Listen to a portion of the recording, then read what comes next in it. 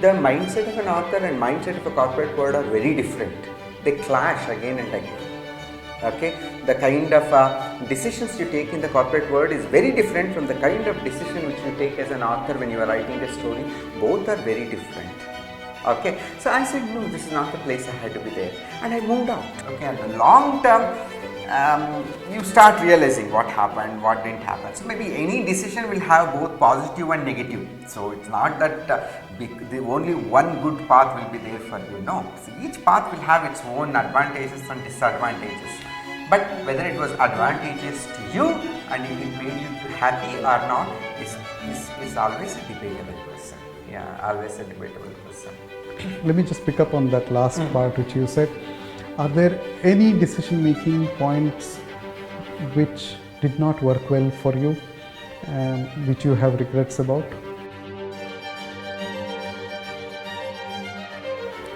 I had regrets for some of them, but I've accepted them actually, so it's okay, it's fine. So for example, maybe I thought something is regrettable, but afterwards I found that it's good also many times. For example, I'll tell you something. In childhood, we had a convent school and I had a government school also. So my father said there's no way that I can send you to the convent school because it's too expensive for the family to pay. So he said you go to the government school. So then I went to the government school. It was a very good school and it taught me well and all. But of course, like most of the government schools, they didn't teach me English. When I came to the engineering, so then I used to feel, oh my God, like because I went to the government school and studied in Kannada medium, I am not able to speak in English. All my education is stumbling because of my hold on the language is what I was thinking, and I used to get angry with my father. So why did he do this decision? And later on when I realized my strength, that I am good at Kannada, I said, oh my God, my father did something very good. Each decision is what I am saying. Sometimes it might work out. You realize the benefit of it much later than what it is now. It's better not to regret about any of your decisions because you have made it. Find out positively what was good of it. How did it help? So don't assume that some of the decisions which you made are totally wrong. Anyway, you cannot change it. If I given a chance, like I cannot change that one. So I would like to look at it positively, how it has helped me indirectly. So that way. That leads me to a very similar aspect. It's about accepting or coming to terms with your decisions and also with the constraints. Yeah. What are the things that you would like to bring out, which is all about accepting it, which is all about coming to terms with the constraints and the decisions? The fighting with the sexuality was something was very major for me. After like anyone, once I passed 22, 23 and I was earning good, I was in a good job. So parental pressure and society pressure, peer pressure will be very high for you to get married. So I said, I was very stubborn at that time. No, whatever it comes, I'm not going to get married.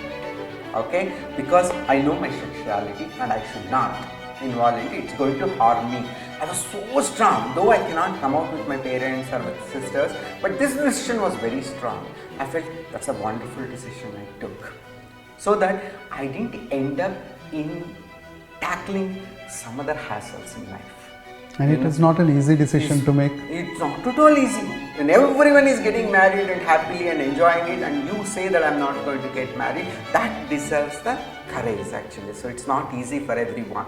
So that's one point which really helped. Otherwise, I would not have succeeded what I am, because I would have spent a lot of my energy in settling those things, those bitter moments, and making another person also unhappy because of me would have been very tough. That's one thing. As far as the writing is concerned, though initial stages there were setbacks, I continued. I said, no, I'm going to write. I'm going to write.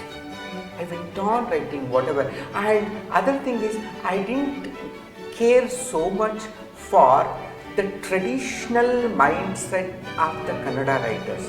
You should write like this only. You should write like this only. I said, no. Whatever I feel like writing, I am going to write. So my things became a new genre.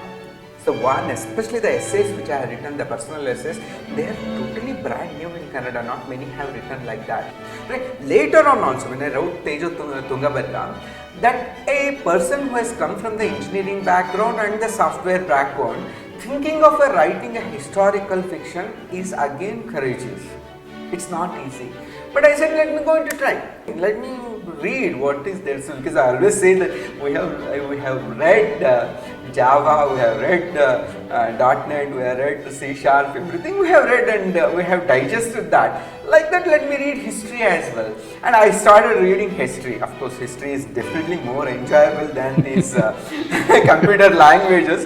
Both are not comparable. So, but I could write. And I could succeed also. So my book is a big hit here actually. So it has seen more than 12 reprints in Kannada within 3 years.